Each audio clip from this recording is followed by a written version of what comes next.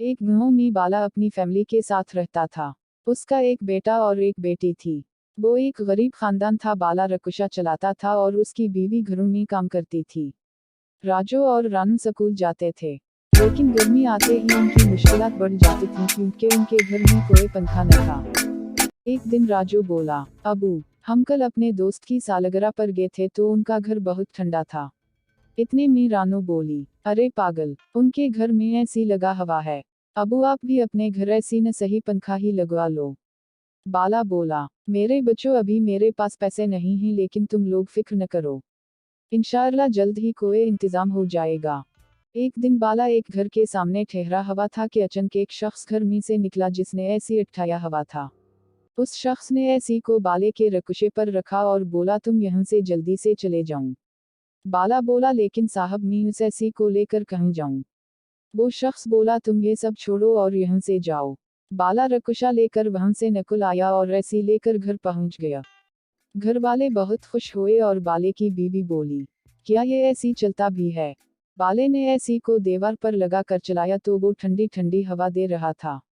बच्चे बहुत खुश हुए और उस रात सब घर वाले सुकून से सोए। अगले दिन जब बाला एसी चलाने लगा तो वो न चला। बाले की बीवी बोली, अरे इसे क्या हवा एक ही दिन में खराब हो गया। इतने में राजू बोला, मैं इसे ठीक करता हूँ। राजू ने एक छड़ी उठा और एसी को 2-3 मरतबा मारी तो एसी में से सोना और पैसे निकलने लगे। सब ये देखकर हैरान थे। बाले की बीवी बोली, हम तो उन पैसों और ज़रूरत से अमीर हो जाएंगे।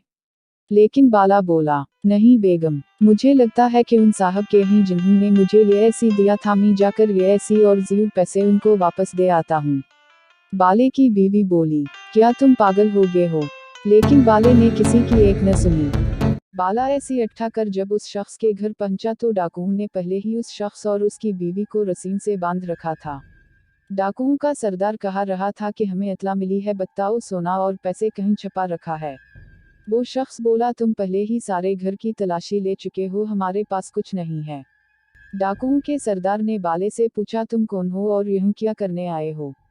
बाले ने कहा, मैं इनका एसी वापस करने आया हूँ। डाकुओं ने एसी को चेक किया और जब कुछ न मिला तो सारे वहां से वापस चले गए। डाकुओं के जाने के बाद बाले ने सारा माजरा उस शख्स को सुनाया और ये भी बताया कि आपका सारा पैसा और ज़रूरत सही सलामत मेरे घर मौजूद है। ये सुनकर वो शख्स बाले की ईमानदारी से बहुत खुश हुआ और इनाम के तौर पर वो एसी बाले को दे दिया। तो प्यारे बच्चों, उस कहानी से हमें ये सबक मिलता है कि किसी भी सूरत में ईमानदारी से मुंह नहीं मोड़ना चाहिए।